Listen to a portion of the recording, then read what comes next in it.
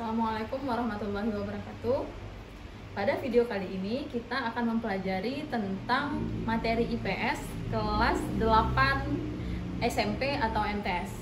Nah, sebelum kita mulai ke pelajarannya, saya ingin menyampaikan untuk seluruh siswa-siswi di Indonesia untuk selalu menggunakan masker, untuk selalu menjalani protokol kesehatan dengan baik dan benar, dan jangan lupa jaga jarak ya, sama sering cuci tangan. Oke. Selanjutnya hari ini kita akan masuk ke materi IPS di bab 2 ya, pluralitas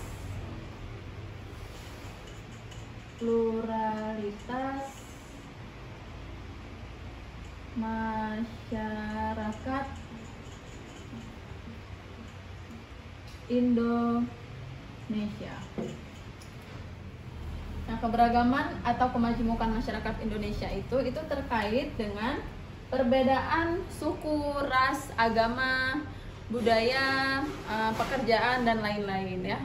Itu juga dipicu, nanti kita akan bahas lagi tentang topografi, iklim, alam ya. Itu semua menyebabkan kita berbeda-beda. Nah, namun keberagaman dan kemajemukan itu tentu saja seharusnya menjadi kekuatan besar kita untuk ya merupakan ya aset atau kekuatan bagi kita untuk bersatu bukan menjadi alasan untuk terpecah belah ya. Nah, kemudian dari Sabang sampai Merauke tentu ada faktor-faktor yang menyebabkan mengapa pluralitas masyarakat Indonesia itu sangat beragam. Nah, faktor-faktor itu antara lain faktor yang mempengaruhi pluralitas ya. Yang pertama adalah faktor sejarah. Kemudian ada faktor-faktor yang mempengaruhi pluralitas tadi. Yang pertama ada faktor sejarah. Nah, faktor sejarah itu seperti apa? Misalnya ya, karena kita negara maritim, kepulauan, tentu banyak sekali pelayar-pelayar yang datang ke berbagai daerah di tempat kita. Nah, kayak di Aceh misalnya. Di Aceh itu didatangi sama pedagang Arab, Gujarat, Cina ya, India dan lain-lain, atau di daerah-daerah lain yang didatangi sama orang-orang dari Yunan. Nah, itu mempengaruhi cikal bakal nenek moyang kita ya, atau mempengaruhi bagaimana mereka menyebarkan budaya, adat istiadat mereka kepada kita dan berbaur satu sama lain. Misalnya kayak di Aceh, yang kita balik lagi ke Aceh karena ini memang tuh anak-anak Aceh ya terutama. Nah, jadi di Aceh itu kita itu sangat kental sekali dengan budaya Arab, India ya, terutama sekali India. Itu sampai sekarang itu tercirikan kepada cita rasa makanan kita, terus beberapa hal di adat istiadat kita itu masih sangat kental dengan budaya-budaya India atau Arab. Nah, kemudian yang kedua ada faktor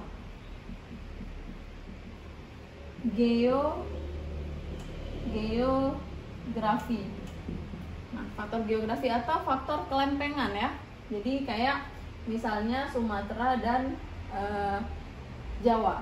Nah, itu kurang lebih topografi alamnya sama. Topografi alam, iklim itu sangat mempengaruhi watak dari suatu daerah, orang-orang di suatu daerah. Misalnya orang-orang di pesisir. Tentu orang-orang di pesisir itu punya karakter yang berbeda dengan orang-orang yang letak daerahnya di pegunungan. Atau secara fisik orang-orang yang tinggal di daerah dingin dengan orang-orang yang tinggal di daerah panas itu juga berbeda. Dan itu juga mempengaruhi psikologis manusia-manusianya. Kemudian ada lagi faktor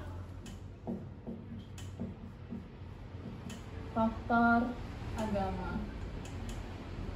Nah, faktor agama dalam hal ini juga sangat berpengaruh kepada keberagaman atau way of life atau pola hidup ya.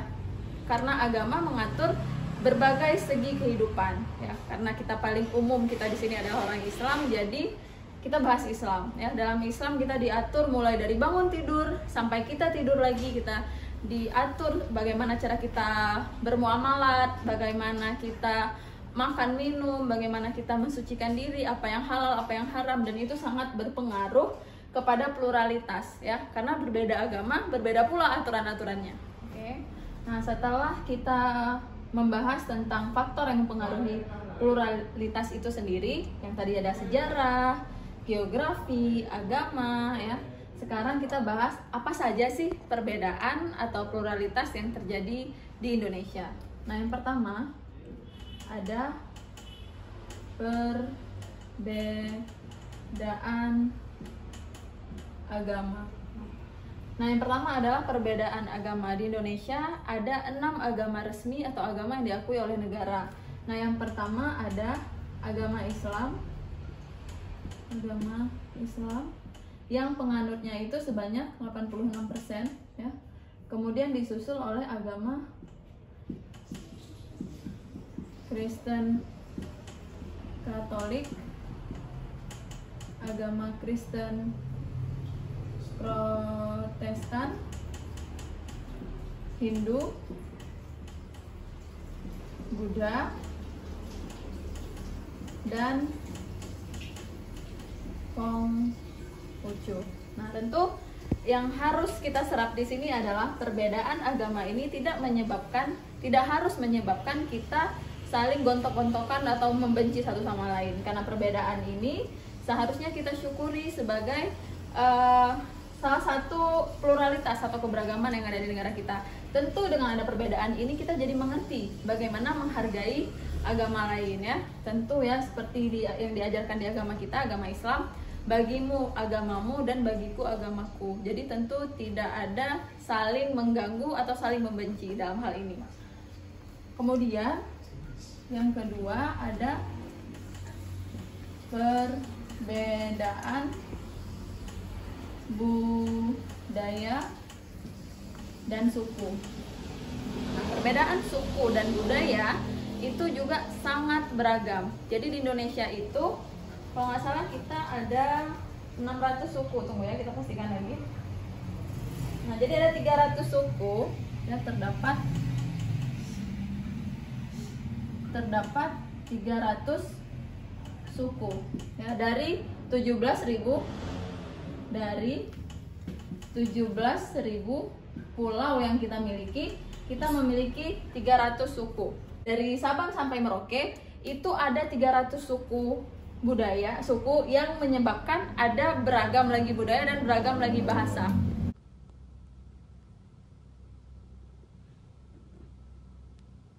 Di Indonesia itu terdapat 300 suku dari 17.000 pulau ya, dimana itu jumlah yang sangat besar sebenarnya. Dan di dalam 300 suku ini terdapat 748 bahasa daerah. Luar biasa kekayaan budaya bangsa kita.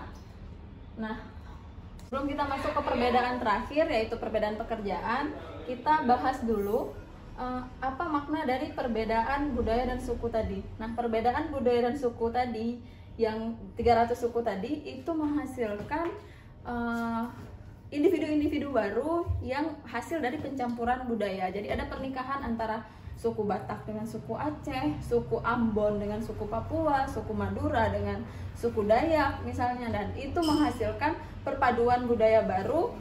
Perpaduan budaya itu adalah gabungan dua pikiran yang kemudian menghasilkan individu dengan dua pemikiran tadi tercampur menjadi satu ya. Jadi itulah Indonesia. Kemudian terakhir yang ketiga, kita masuk ke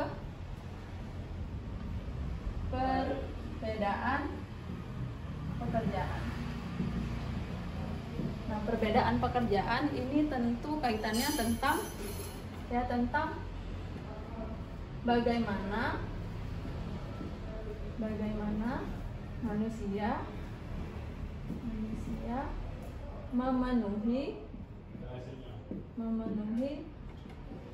kebutuhan sehari-hari. Nah, jadi kalau ditelisik dari geografi lagi, tentu perbedaan pekerjaan ini bisa ya beragam seperti itu karena juga dipicu oleh faktor topografi, alam, iklim, sumber daya alam, sumber daya manusianya. Jadi misalnya di daerah pesisir. Di daerah pesisir itu mungkin ya lumrahnya orang nelayan gitu. Terus misalnya di daerah pegunungan atau daerah dataran tinggi, di sana mungkin cenderung menanam tumbuhan-tumbuhan yang cocok untuk dataran tinggi. Pokoknya itu ya lebih ke alam, topografi dan iklim. Mungkin sampai situ aja tentang perbedaan pekerjaan. Yang terakhir kita akan membahas tentang manfaat dari perbedaan-perbedaan itu.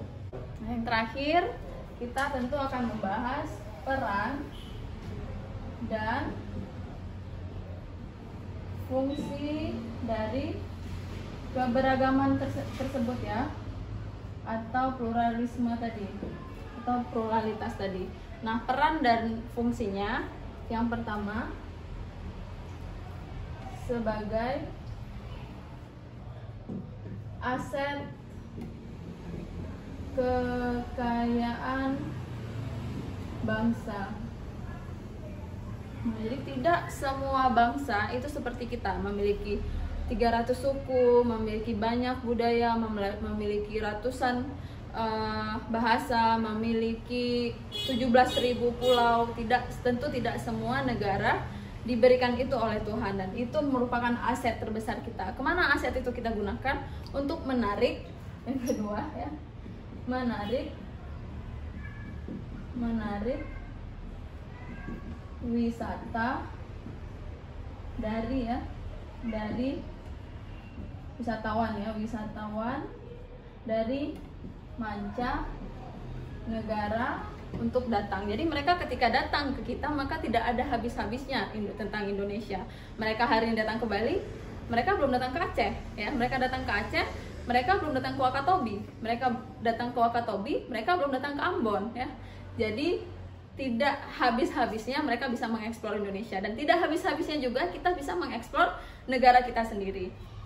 Nah, kemudian selanjutnya adalah tertanamnya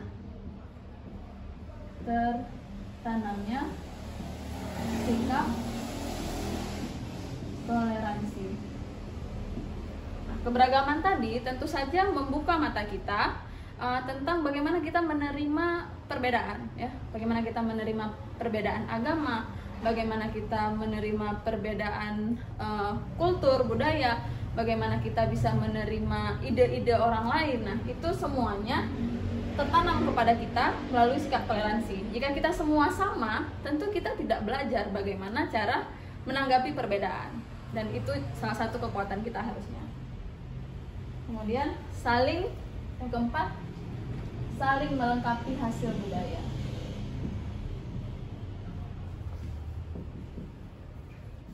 Nah, keberagaman tadi membuat kita saling melengkapi tentunya. Jadi mungkin di budaya ini ada gagasan tentang A, di budaya ini ada gagasan tentang B. Di budaya ini ada teknologi atau kearifan lokal yang baik, misalnya menganyam tikar dengan tumbuhan apa gitu. Tapi di daerah kita nggak tahu. Tapi jadi dengan adanya keberagaman di daerah tadi itu, kita bisa menyerap itu dan kita bisa mempergunakannya yang positif-positif di daerah kita. Kemudian yang terakhir, hasilnya adalah bisa mendorong inovasi.